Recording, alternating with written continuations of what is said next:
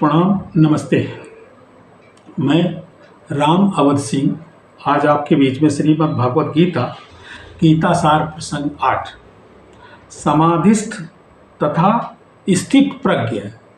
समाधिस्थ कौन है, स्थित प्रज्ञ कौन है, इस पर विश्लेषण है। समझने की कोशिश करते हैं, आगे बढ़ते हैं। देखते हैं कि भोग ऐश्वर्य प्रसक्ता नाम तथा अपहित चेतासाम व्यवसाय आत्मिका बुद्धि समाधौ न विधीयते। भोग ऐश्वर्य प्रसक्ता नाम तथा अपहित चेतासाम व्यवसायत्मिका बुद्धि व्यवसाय आत्मिका बुद्धि समाधौ न विधीयते। जो लोग इंद्रिय भोग तथा भौतिक ऐश्वर्य के प्रति अत्यधिक आसक्त होते हैं और भौतिक वस्तुओं से मोहग्रस्त हो जाते हैं, उनके मन में भगवान के प्रति भक्ति का दृढ़ निश्चय नहीं होता है और संभव ही नहीं है। अगर आपका इंक्लिनेशन मटेरियल वर्ल्ड की तरफ है तो उस पर संभव ही नहीं है भगवान की तरफ जाने का। समाधि का अर्थ है स्थिर मन। समाधि का स्तर है मतलब है कि स्थिर मन। और सम्यक आधीयते अस्मिन आत्मा तत्व याथात्म।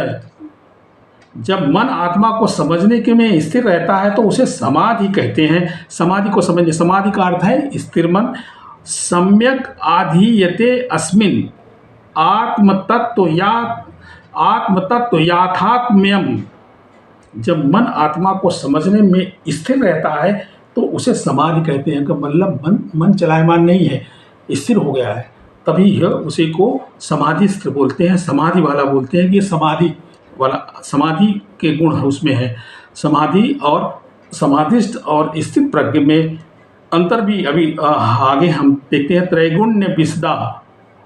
त्रैगुण्य विषया वेदा निस्त्रयीन गुण्यो भावार्जुना निर्द्वंदी नित्य सत्वस्थो निर्योग क्षेम आत्मवान।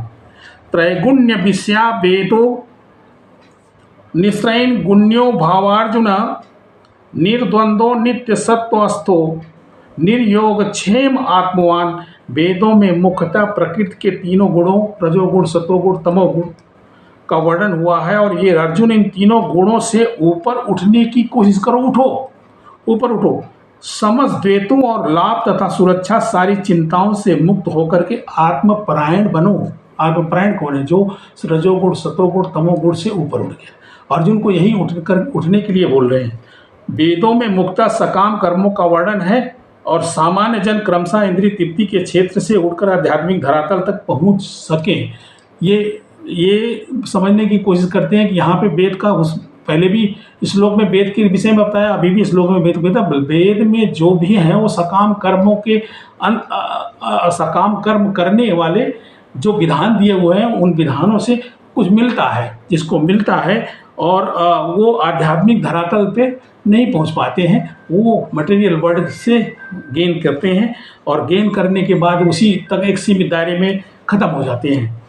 यावनार्थि उत्पाने सर्वथा संपलोभ दोदके तावान सर्वे वेदेषु ब्राह्मणस्य बीजान्ता। यावानर्थ उत्पाने सर्वथा संप्लुप्तोदके तावान सर्वेषु वेदेषु ब्राह्मणस्य बीजान्ता। एक छोटे से कूप का सारा कार्य एक विशालकाय जलाशय और एक छोटा सा कूप उसमें हो जाता है।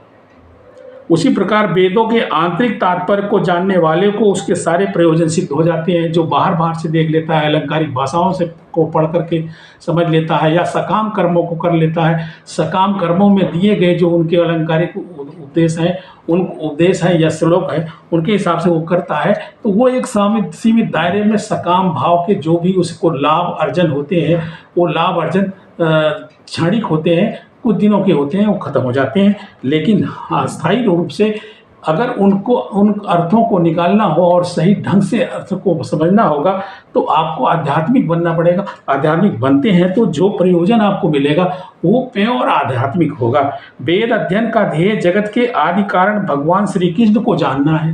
वेद आपको मटेरियल वर्ल्ड में तो नहीं जाना है, भगवान श्री कृष्ण को जानना है। आत्म साक्षात्कार का मतलब है कि कृष्ण को तथा उसके साथ अपने शाश्वत संबंध को, मतलब यहाँ दो बातें समझिए, एक आत्म साक्षात्कार है और दूसरा जो है ना वेद अध्ययन के माध्यम से आप अपने आप को धार्मिक कैसे बना सकते हो, आध्यात्मिक कैसे बना सकते हो। वेद अध्ययन के का ध्येय जगत के आदि कारण भगवान श्री कृष्ण को जानना है। वेद का अध्ययन करेंगे तो भगवान श्री कृष्ण को जाने, और आत्म साक्षात्कार मतलब आपको जो आत्म साक्षात्कार या ज्ञान जिसको कहते हैं वो हो गया, तो वो कैसे होता, वो ये बताता है कि भगवान श्री कृष्ण के विषय में आपने वेद अध्ययन से जाना है, लेकिन भगवान श्री कृष्ण से आपके क्या रिलेशन है, किस तरह के आपके संबंध हैं, उस संबंध की पराकाष्ठा ही आत्म साक्षात्कार है। आत्म साक्षात्कार का मतलब कि आत्मबोध हो जाना, आत्मबोध हो जाना। तो भगवान श्री कृष्ण अब आगे कहते हैं अर्जुन को, कर्मण्येव अधिकारस्ते मा फलेषु कदाचन मा कर्म फल हेतुर्भूर्मा ते संयोगस्तु अकर्मणि। तुम्हें अपना कर्तव्य करने का अधिकार है, किंतु कर्म के फलों के तुम अधिकारी नहीं हो। जैसा जो वेदों को सही ढंग से पढ़ते हैं, अध्यात्म के अंदाज में जाते हैं, तो वो उसमें भगवान श्री कृष्ण को समझने की कोशिश कर लेते हैं, समझ जाते हैं, और उनको समझ करके उनके साथ अपने रिलेशन हो गए तो आत्म साक्षात्कार हो गया। यहाँ अर्जुन को कहते हैं कि तुम्हें अपने कर्तव्य करने का अधिकार है, फल का नहीं। फल के तुम अधिकारी नहीं हो, तुम फल की चिंता ही मत छोड़ दो। तुम न तो कभी अपने आप को अपने कर्मों के फलों के कारण मानो, ना ही कर्म ना करने से कभी आसक्त हो। ऐसा भी है ना, कर्म नहीं करना भी तो एक तरह की आसक्ति है ना, कि हम नहीं करेंगे, तो आसक्ति हो गई ना कि मेरा उससे लगाव नहीं है, तो आसक्ति है, तो उसे भी नहीं करना है। आपातकालीन कर्म तथा, अच्छा कर्म भी कितने हैं, निर्धारित कर्म हैं, जिसमें से नित्य कर्म, आपातकालीन कर्म और इच्छित कर्म है। कर्म क्या है, एक तो नित्य कर्म है, नित्य कर्म निजी जीवन में जो भी है नित्य कर्म है, जो वेदांतर के अनुसार जो नित्य कर्म है वो जीवन जीता है इंसान, वो नित्य कर्म में है। आपातकालीन कर्म, कोई आपात स्थिति आ गई, उस समय तो आपका क्या कर्तव्य है, जैसे राजा का कर्तव्य आपातकाल स्थिति में प्रजा को बचाना है, चाहे जैसे भी किसी तरह की आपाति है, उसी तरह से इंसान का भी आपातकालीन में कर्म है, उन कर्मों को उसके हिसाब से करना। और इच्छित कर्म का मतलब कि आपको क्या इच्छा है, क्या लेना है। किसी को राज लेना होता है, किसी को कुर्सी लेनी होती है, किसी को कुछ लेना होता है, किसी को पद लेना होता है। आज की दुनिया में अगर हम समझें तो कोई इंजीनियर बनना चाहता है, कोई आईएएस बनना चाहता है, वो इच्छित कर्म है, तो उसके लिए पढ़ना पड़ता है। तो जो कर्म कर रहे हो, पढ़ रहे हो, वो कर्म है, इच्छित कर्म है। नित्य कर्म फल की इच्छा बिना शास्त्रों के निर्देशानुसार सतोगुण में रह करके किए जाते हैं। फलयुक्त कर्म बंधन के कारण बनते हैं। अगर फलयुक्त कर्म करेंगे तो उसमें बंधन बन जाएगा, लेकिन सतोगुण में रहते हुए आपने अपना जो नित्य कर्म है उसको करते हैं तो बंधन से मुक्त रहते हैं। भगवान श्री कृष्ण की फलाशक्ति रहित हो करके कर्म स्वधर्म के रूप में युद्ध करने की आज्ञा दी है, कि अपने स्वधर्म में रह करके युद्ध करो और कर्म की इच्छा मत करो, फल की इच्छा मत करो, अपने कर्म को करो। ओगस्तु कुरु कर्माणि संगम त्यक्त्वा धनंजया सिद्ध्या सिद्ध्यो समो भूत्वा समत्वम योग उच्यते। योगस्तु कुरु कर्माणि संगम त्यक्त्वा धनंजया सिद्ध्या सिद्ध्यो समो भूत्वा समत्वम योग उच्यते। हे अर्जुन, जय अथवा पराजय की समस्त आसक्ति त्याग दो, उसको त्याग करके समभाव से अपने कर्म करो। और कर्म कौन सा? युद्ध करने वाला। ऐसी समता योग की स्थिति लाओ अपने में, कि योग की स्थिति तभी तो आएगी जब आप सब चीज़ों से निष्काम भाव हो जाएंगे। तो दूरेण है वरम कर्म बुद्धि योगा धनंजया बुद्धौ शरणम अनिच्छ्य कृपणा फल हेतुवा। दूरेण है वरम कर्म बुद्धि योगा धनंजया बुद्धौ शरणम अनवीक्ष्य कृपणा फल हेतुवा। हे धनंजय, भक्ति के द्वारा समस्त गर्हित या निंदनीय कार्यों को तो छोड़ दो, दूर रहो उससे, और उसी भाव से भगवान की शरण ग्रहण करो। जो व्यक्ति अपने सकाम कर्म फलों को भोगना चाहते हैं वह कृपण है। कृपण का मतलब मेजर, कंजूस है। तो बुद्धियुक्तो जहाति उभे सुकृत दुष्कृते तस्माद् योगा युज्यस्य योगा कर्मसु कौशलम। बुद्धियुक्तो जहाति उभे सुकृत दुष्कृते तस्माद् योगा युज्यस्य योगा कर्मसु कौशलम। भक्ति में संलग्न मनुष्य इस जीवन में ही अच्छे तथा बुरे कार्यों से अपने को मुक्त कर लेता है। अच्छा और बुरा कार्यों से मुक्त कर लेता है। अतः योग के लिए प्रयत्न करो, क्योंकि सारा कार्य कौशल यही है। योग का मतलब यह है कि अच्छे बुरे कर्मों से अपने को हटा लेना। अपना जो स्वधर्म है उसके हिसाब से कर्म कीजिए और निष्काम कीजिए। कर्मजम बुद्धियुक्ता ही फलम त्यक्त्वा मनीषिणा जन्म बंधम विनिर्मुक्ता पदम गच्छन्त्य नामयम। इस तरह भगवत भक्ति में लगे रह करके बड़े बड़े ऋषि मुनि अथवा भक्तगण अपने आप को इस भौतिक संसार में कर्म के फलों से मुक्त कर लेते हैं। इस प्रकार वह जन्म मृत्यु के चक्कर से छूट जाते हैं और भगवान के पास जाकर के उस अवस्था को प्राप्त करते हैं जो समस्त दुखों से परे है। इस तरह भगवत भक्ति में लगे रह करके बड़े बड़े ऋषि और मुनि अथवा भक्तगण अपने आप को, ऋषि मुनि और भक्तगण तीनों अलग हैं, तीनों की परिभाषा भी आएगी। तीनों को हम आगे बताते हैं। इस प्रकार जन्म मृत्यु के चक्कर से वो छूट जाते हैं। ऋषि मुनि और भक्तगण जन्म मृत्यु के चक्कर से छूट जाते हैं, मीन्स मुक्त हो जाते हैं। यदा ते मोह कलिलम बुद्धि व्यतिरिष्यति यथा ते मोह कलिलम बुद्धि व्यतिरिष्यति तदा गंतासि निर्वेदम श्रोतव्यस्य श्रुतस्य च। जब तुम्हारी बुद्धि मोह रूपी सघन वन को पार कर जाए, बड़े घने जंगल को पार जाए तो तुम सुने हुए अथवा सुनने योग्य सबके प्रति अनमनस्क हो जाओगे। सुने हुए और सुनने योग्य सबसे अनमनस्क हो जाओगे। मीन्स आपको कुछ जानने की जरूरत ही नहीं रहेगी, कुछ सुनने की जरूरत नहीं रह जाएगी। संध्या बंदन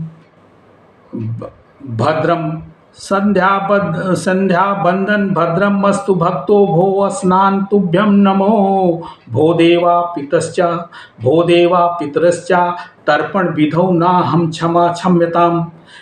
यत्र क्वापि निषद्यादौ कुलोत्तमस्य कंसदृशी अस्मार मघम हरामि बदलम मन्ने कि मन्ने में।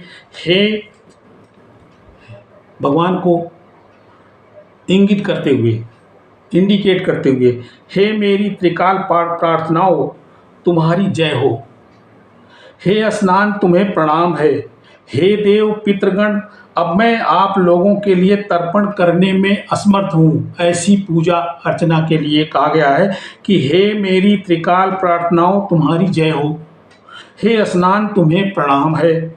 हे देव पितृगण, देव और पितृगण, देव अलग पितृगण अलग, अब मैं आप लोगों के लिए तर्पण करने में असमर्थ हूँ। तो वो मतलब सक्षम नहीं है, तर्पण नहीं कर पा रहा है, तर्पण नहीं कर पा रहे हो। अब तो जहाँ भी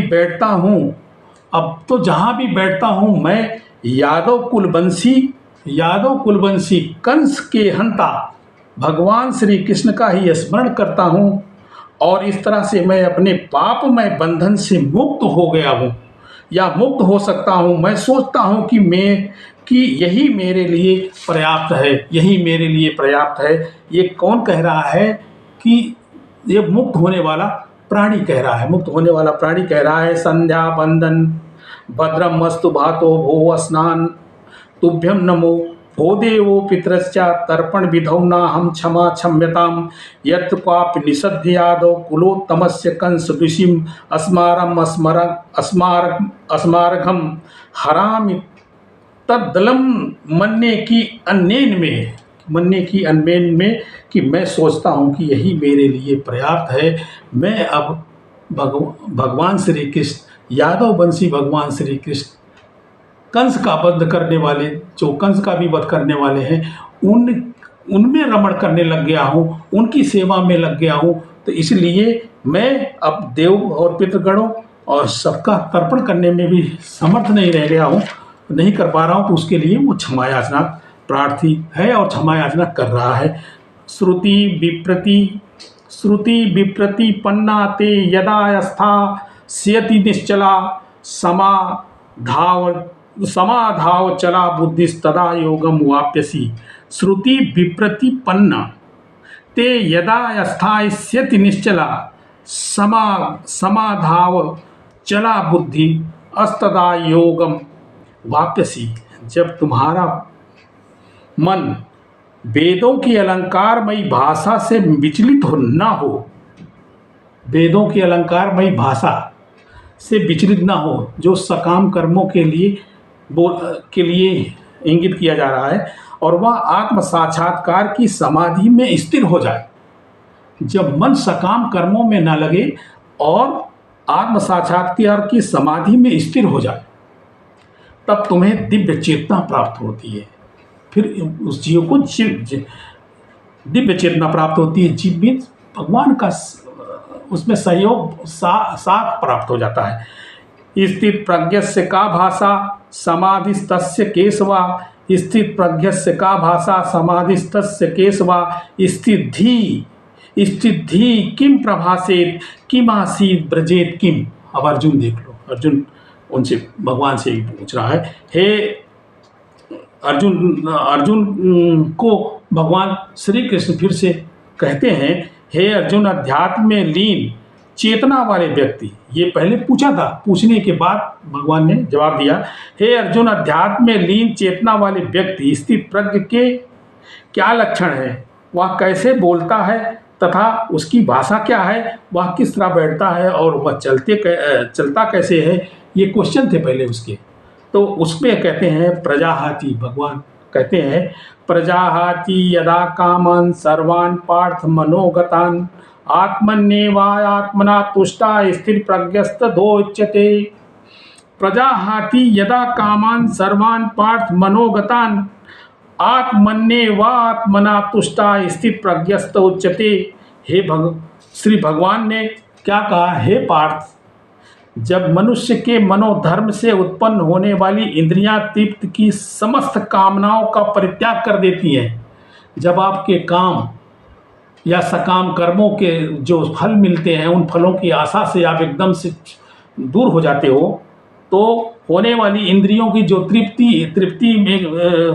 तृप्ति की समस्त कामनाएं, इंद्रिय तृप्ति की समस्त कामनाएं, मतलब इंद्रिय विग्रह हो गया आपका, परित्याग कर दिया है, तो तब इस तरह से विशुद्ध हुआ उसका मन आत्मा से संतोष करता है, आत्मा में संतोष करता है और वह विशुद्ध दिव्य चेतना को प्राप्त होकर के स्थित प्रज्ञ हो जाता है। अब आया ना समझ में, यहाँ स्थित प्रज्ञ क्या है, मतलब इस आत्म साक्षात्कार वेदों के अध्ययन से, गहराई से अध्ययन करने से भगवान के विषय में जानकारी और भगवान का अपने साथ संबंध निकालना, आत्म साक्षात्कार, और आत्म साक्षात्कार में स्थित प्रज्ञ मन को स्थिर कर लेना स्थित प्रज्ञ है। श्री भगवान ने कहा, हे पार्थ, जब मनुष्य मनोधर्म से उत्पन्न होने वाली इंद्रिय तृप्ति की समस्त कामनाओं का परित्याग कर देता है और जब इस तरह से विशुद्ध हुआ उसका मन आत्मा में संतोष प्राप्त करता है, वह विशुद्ध दिव्य चेतना को प्राप्त स्थित प्रज्ञ कहा जाता है। दुखेश्व, अब देखिए बहुत मशहूर श्लोक है जिसका कि फिल्मों में भी उपयोग हो चुका है। दुखेश्व अनुदिग्मना सुखेषु विगत स्पृहा वीतराग भय क्रोधा स्थित धीर मुनिरुच्यते। दुखेषु अनुदिग्मना सुखेषु विगत स्पृहा वीतराग भय क्रोधा स्थित धीर मुनिरुच्यते। जो तप और तापों के होने पर, त्रय ताप, मन में विचलित नहीं होता है, त्रय तापों के होने पर मन में विचलित नहीं होता है, अथवा सुख में प्रसन्न नहीं होता है और दुख में दुखी नहीं होता है, और जो आसक्ति भय तथा क्रोध से मुक्त है, जो आसक्ति भय तथा क्रोध से मुक्त है, वह स्थिर मन वाला मुनि कहलाता है। यहाँ पे मुनि की विषय में आपने समझा कि स्थित प्रज्ञ क्या है, मुनि कौन है। जो त्रय तापों के होने पर भी मन में विचलित नहीं होता अथवा सुख में प्रसन्न नहीं होता और दुख में क्रोध भी नहीं करता है, दुख में दुखी भी नहीं होता है और आसक्ति भय तथा क्रोध से मुक्त है, वह स्थिर मन वाला मुनि कहलाता है। आशा है कि आप लोगों ने समझा होगा। समझे हैं तो लाइक करें, सब्सक्राइब करें, शेयर करें, आगे बढ़ाएं और लोगों को समझने का मौका दें। Thank you very much.